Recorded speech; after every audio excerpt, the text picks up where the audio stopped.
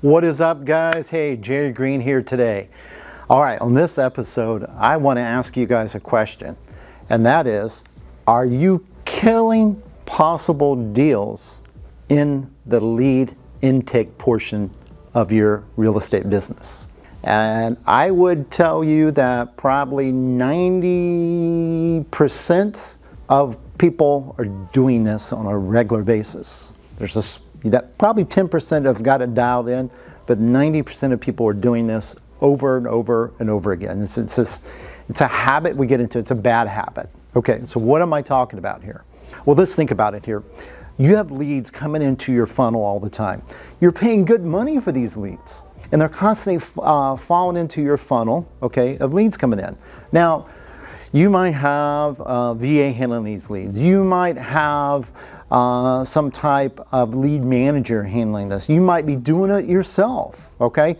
You might have it going to an answering service. You might have it going to voicemail, okay? Whatever that is, okay? That's fine. That's a separate thing. That's the lead intake portion of things. But the problem, what I see over and over again, is what happens is people start getting in this position. All these leads are coming in, and then what happens is as these leads come in, you start listening to what a seller remarks on things. So it might be, for example, Sally the seller turns around and calls in, and let's say she leaves a message with your answering service. Your answering service gathers the general information, and then they gather the facts. So they address, what they're asking for the property and things like that.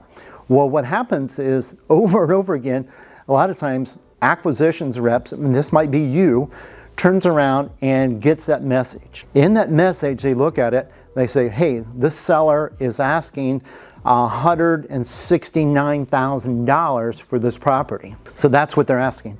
And they look at that and they say, wow, you know, there's no way I could do anything like that. So there's no reason for me to even call them. I'm just going to put them on the back burner, and I might get to them at some time. Okay? So see what you're doing right there? Is you're prejudging your sellers.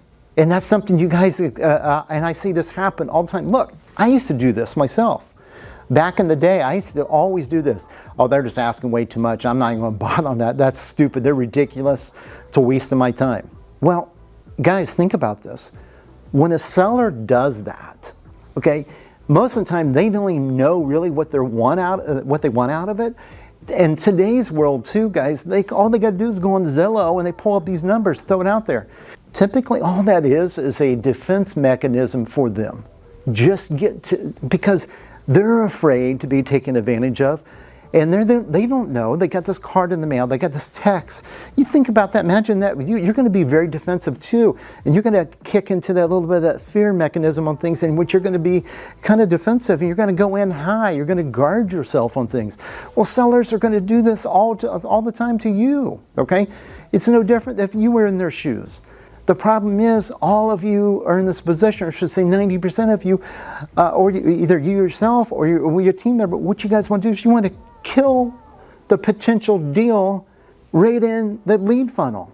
And I see it happen over and over again. So what you want to start doing, guys, is you want to watch that. In fact, we got to the point where we don't even have, unless our sales team can take the call live, when it comes into our lead funnel of things, we don't even ask the price, okay? Because if we ask the price, all that does is give a potential for someone to get a mindset of negativity towards that lead before they even get to it. So don't even do that. And you know what? It doesn't matter what a seller's asking. That has no bearing whatsoever at all on what you can do. Okay? You think it does, it doesn't. Okay? What you have to do is focus on what you can do, what your programs are like, and if you can solve their problem, that's great. But stop worrying about what they're asking. It has no bearing on things. Okay? So guys, focus on this. This is a big deal. I can tell you, I've seen this happen before with some of my coaching students I work with. I literally had one couple that was doing this over and over again. They were having their basically lead manager go through and basically ask all these questions, and then when they would come into the filter, what they would do is they would make decisions on which people they wanted to call back based upon some of these facts. Well, guys, I thought, this is crazy, because we went back and done the metrics on things, and all the leads that were coming in that were not being connected with, and we factored up they were probably losing somewhere between $200,000 or $300,000 a year in revenue, all because they wanted to be in a position where they wanted to prejudge these leads before they even got to the point of talking to them. So don't do this, guys. This is a big mistake I see a lot of investors make, especially as you're, if you don't have a team in the business. A lot of you are in the position where you're doing this yourself. You depend on a lead manager, you depend on VAs, and you say they're going to take all this, so I only talk to the highest quality candidates. Look, I get that to a certain extent, but it's costing you money, and you pay a lot for these leads. So stop throwing those leads away, because there's deals in there, and just realize that a good salesperson is going to have to deal with some rough people sometimes, but ultimately that's your job, is to go in and help those people, close them out, and make it create a solution for them on things. But you can't create a solution for somebody if you prejudge them and you can't talk to them. Think about this. Change that funnel, at least the process in the funnel. Give everybody a chance. There's going to be the ones that say obviously FUs and stuff like that. You're not going to be talking to them. Who cares about them?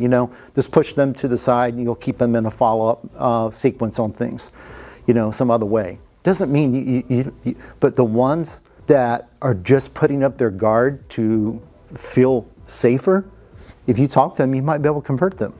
All right, guys, so I hope this helps here, because this to me is a big deal when it comes to increasing your revenue simply by changing your process. And think about this, you don't even have to generate more leads to do this. You don't have to spend more marketing. You just need to use the leads you have coming in a lot better and be a lot more thorough and not be judgmental on these. This is a big tip. It'll make you a lot of money, okay? So like the video down below if you liked it. And then also, guys, subscribe to my channel, and I'll talk to you in the next one.